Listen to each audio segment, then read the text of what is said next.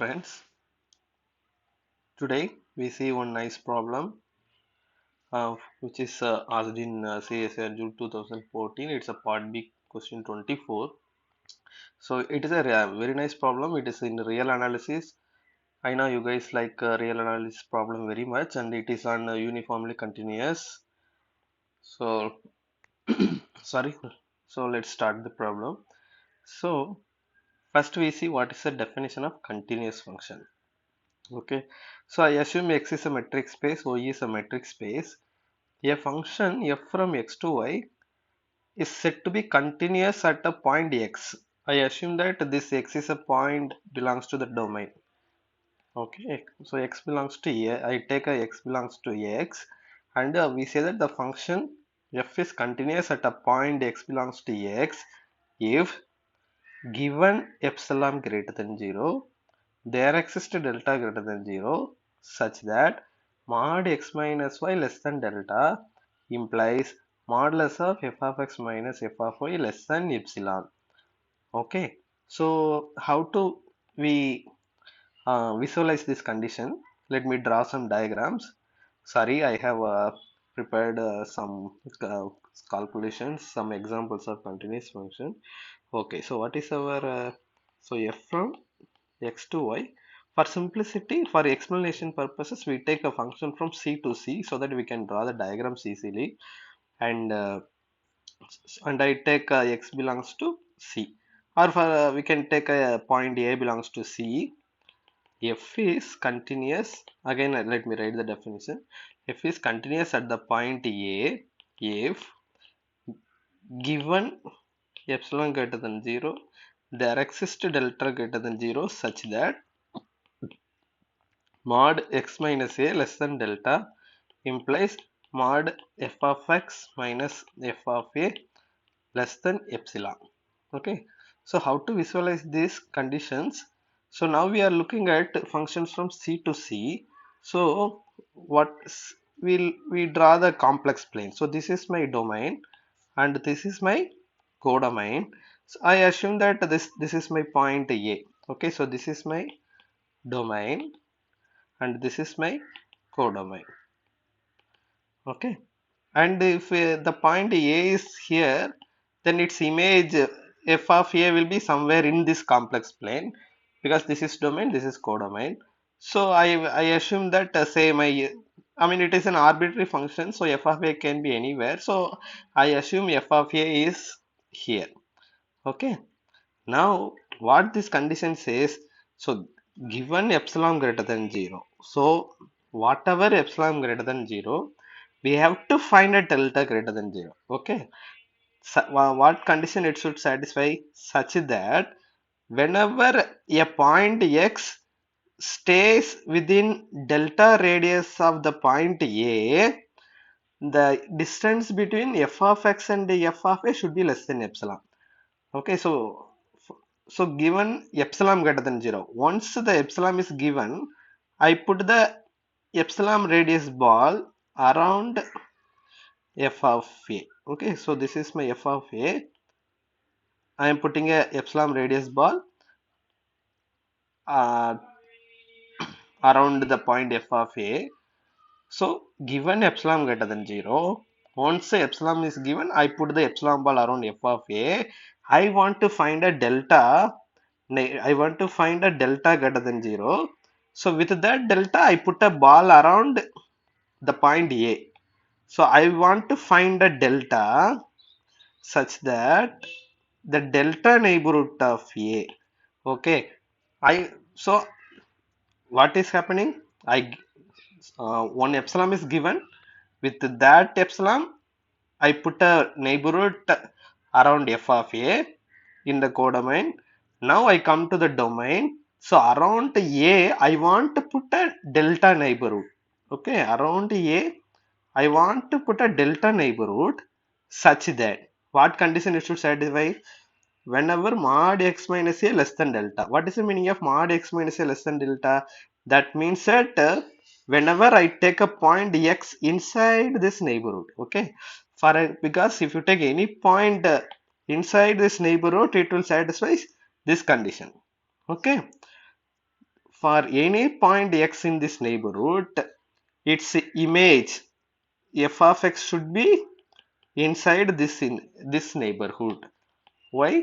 Because we want f of x minus f of a to be less than epsilon. That means that this point f of x lies inside the epsilon neighborhood of the point f of a. Okay. So what is continuity? We have a point a. We have its image f of a. Whatever epsilon neighborhood we draw with the center at f of a, we can find a delta neighborhood of a such that every point in the delta neighborhood of a has image inside the epsilon neighborhood of the point f of a. Okay, basically this neighborhood is mapped into this neighborhood. Okay, that is the definition of continuous function. Now let's write out what is uniformly continuous functions. Okay, so when we again okay, I written the definition of uniformly continuous function here. Okay, so again we take f is a function from a metric space x comma a metric space x to another metric space y. And for simplicity, I have taken the metric to be modulus. Okay, otherwise I should write x has metric d1, y has metric d2. Here I should write d1 of x comma y. This is d2 of f of x comma f of y. Let's not worry about that much because I mean just to understand the definition, we can very well work with modulus itself. So f is, we don't talk about uniformly continuous at a point. Okay, we talk about uniformly continuous on a set always. So a function f from x to y is said to be uniformly continuous on x if given epsilon greater than 0, there exists a delta greater than 0 such that mod x minus y less than delta implies mod f of x minus y less than epsilon. So far everything is same, but only difference is there is a for all x comma y belongs to x. So here x is fixed. Okay, and y is varying inside the y is varying inside the delta neighborhood of x. But here this x is arbitrary, y is arbitrary. X and y are any two points of x satisfying mod x minus y less than delta. Okay, so again we'll go to the our complex plane to complex plane diagram. So if you notice here in the continuity we fix a point a and its neighborhood we should satisfy this condition. This neighborhood goes to this neighborhood. Okay, so it is everything happening around the point a. That is why it is called continuous at the point a. But in case of uniformly continuity, so whenever there are 2 points x and y which are at a distance uh, mod x minus y less than delta, its image, so x is image can be here, y is image can be here. Okay, so whenever x and y are distance delta apart, f of x and f of y should be distance, it should be, this distance should be less than epsilon. Okay, and this point, like this is should be true in the full complex plane. So a function f from c to c, it's said to be uniformly continuous if given epsilon greater than 0. Okay, there exists delta greater than 0 such that mod x minus y less than delta implies mod f of x minus f of y less than epsilon for all x comma y belongs to C. So what does it mean? For, again we notice that for all. So in the, so this is my domain complex plane. This is my codomain complex plane. In this domain, whenever there are two xy, so there can be another xy here whose distance is, so this is my x, this is, so whose distance is less than delta. Okay, then for that xy also, now for this xy, suppose its image can be somewhere here. So here f of x and this is f of y. Okay, then this distance also should be less than epsilon. Okay, so the point is in uniformly continuous, you take any 2 points here x y such that its distance is less than delta. Then its image wherever it is f of x and f of y, this distance should be less than epsilon. Okay, so now if you notice that in the uniformly continuous, these 2 points xy can be, sorry, not this one, so these 2 points xy can be anywhere arbitrary, and its images should be less than epsilon. Okay, but in case of continuity, we are talking about only the closed, only the in the neighborhood of a, we are talking about everything. Okay, in the neighborhood of a and the neighborhood of f of a only, we are talking about continuity. Okay, so this is the main difference between continuity and uniformly continuous. And yeah, we see with the more, I have prepared some examples. Let's see. Yeah, the simplest example is the identity function. Now you see what is f of x minus f of y. F of x minus f of y equal to, for this f of x equal to x function, f of x is again x, f of y is again y. Therefore, mod f of x minus f of y equal to mod x minus y. So now what we want? So we want mod x minus y less than delta implies mod f of x minus f of y less than epsilon for all xy belongs to R. But mod f of x minus f of y is again just mod x minus y. So we can very well take delta equal to epsilon. If you take delta equal to epsilon, what happens whenever mod x minus y less than delta? We get this is again mod x minus y less than delta only. Same condition, because mod f of x minus f of y will be what? Mod x minus y, epsilon equal to delta. So this is like some tautology only. So this implies itself. Therefore, this is true for all x comma y, because for all x comma y, mod f of x minus f of y equal to mod x minus y only. Okay, so now this delta depends only on epsilon, not on these points x and y. Okay, therefore we say that the continuity is uniform continuous, because it's true for any all the xy belongs to R. Okay, so think about this example. For uniform continuity, we want this condition, and this condition is holds true with a delta equal to epsilon. Okay, therefore f of x equal to x is uniformly continuous. Now we come to the CSR problem. So they have given a is a subset of R, and f from a to R is a function given by f of x equal to x square. Okay, then f is uniformly continuous if, what is a they want condition on a, if, so it is a part B problem. So a is a bounded subset of R, a is a dense subset of R, a is an unbounded and connected subset of R, a is unbounded and open subset of R. So in which of these four conditions f is uniformly continuous? So we investigate the function f of x equal to x square. So now what is f of x minus f of y? That is mod x square minus y square. That is equal to mod x plus y into mod x minus y. Okay. Now we claim that from R to R this function is not uniformly continuous. Okay. So to say some function is uniformly continuous, for any epsilon greater than 0, you have to prove that there is a delta. To prove some function is not uniformly continuous, we can enough to find one epsilon for which there doesn't exist a delta satisfying this condition. Okay, so I claim that for epsilon equal to 1, we cannot find a suitable delta satisfying this condition. Okay, so we assume that suppose there is a delta for epsilon equal to 1. Okay, then what does it mean? Then mod x minus y less than delta implies mod f of x minus f of y, we have calculated it here. It is mod x plus y into mod x minus y. So for epsilon equal to 1, I have some substituted here. Okay, so for epsilon equal to 1, there is a delta, suppose, such that mod x minus y less than delta implies mod x plus y into mod x minus y less than 1. Okay, we say that this is not possible. Let's see why.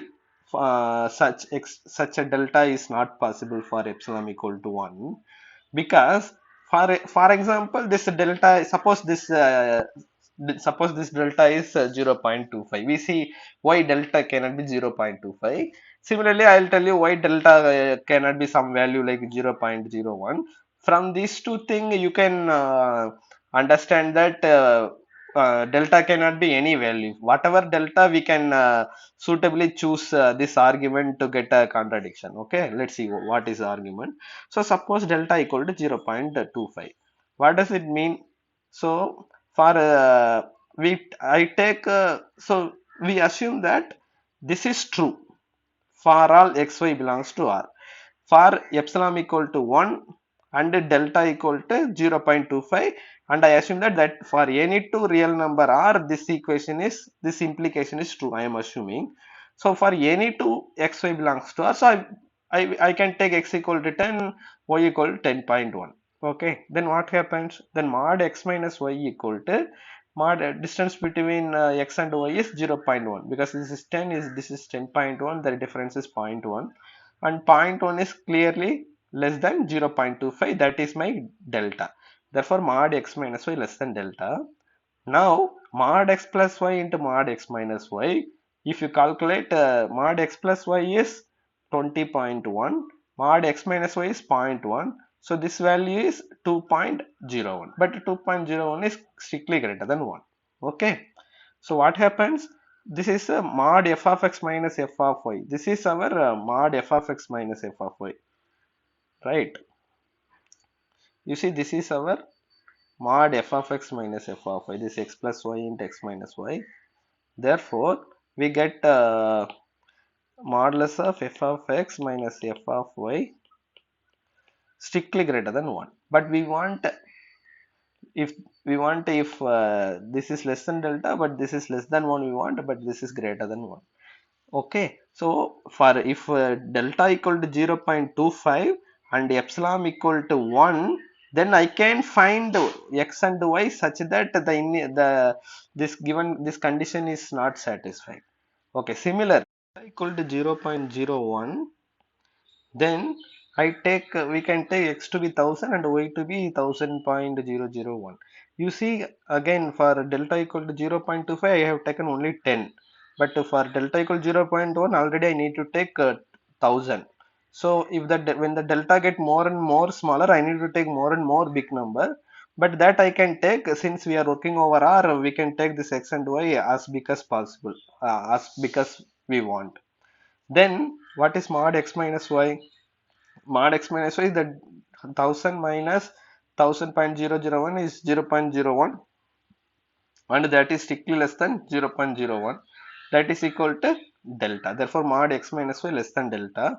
Now mod x plus y into mod x minus y equal to, I have to sum the x and y, that is 2000.001, then mod x minus y is mod x minus y is 0.001, so I have put the value. So when I do the product, I get some numbers strictly greater than 1, 2 point something. Okay, therefore what we are trying to understand is, if we take epsilon equal to 1 and whatever smaller delta, I mean if the delta is bigger, then you can find the x comma y satisfying, violating this implication. Okay, so if delta is get whatever smaller number for this epsilon equal to 1, we can always find x comma y, one pair of x comma y, such that this inequality is not satisfied.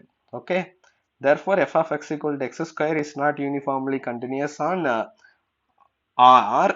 The same argument can be used to prove that f of x equal to x square is not uniformly continuous if okay, so the same, from using the same argument we can prove that if this okay, just a minute, I have written somewhere. So using the same argument we can prove that f from A to R, okay, and A subset of R unbounded. Okay, f of x equal to x square is not uniformly continuous. Not uniformly continuous. Okay. So what we just proved is we proved that f from R to R f of x equal to x square is not uniformly continuous. That is the argument we have given here.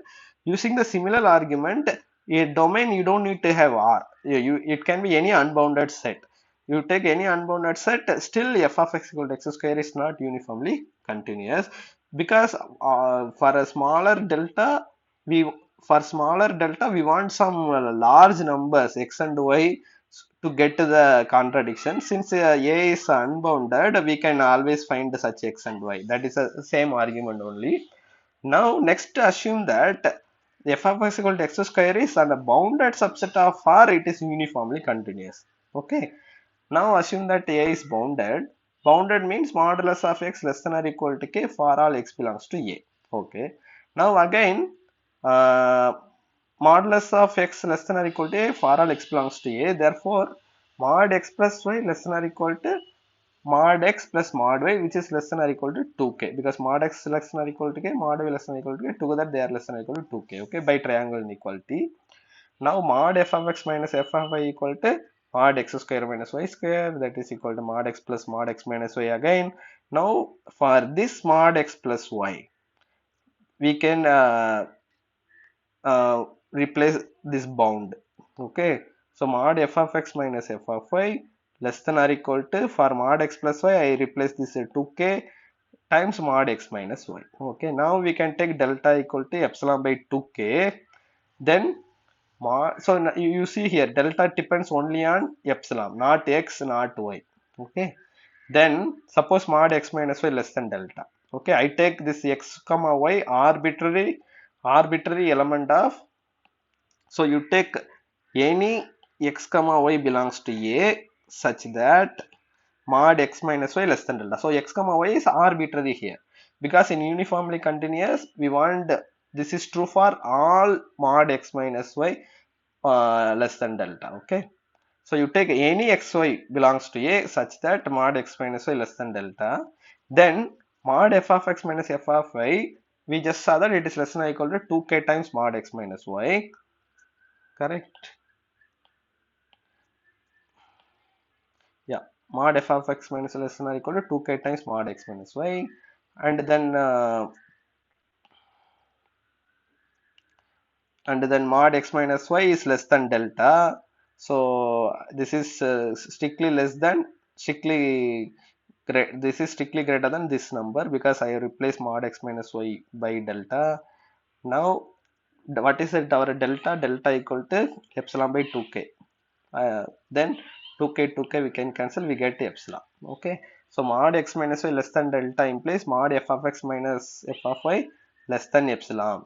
Okay, and we this is true for all x comma y belongs to A. Okay, we haven't used fixed any xy, it is an arbitrary xy.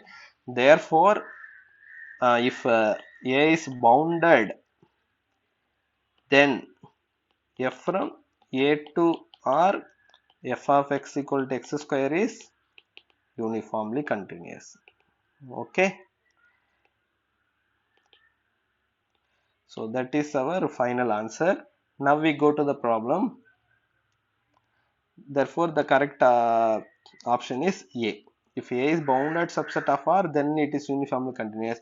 If it is a dense subset, every dense subset of R is unbounded. Okay, we just saw that in a dense subset f of x equal to x square cannot be uniformly continuous.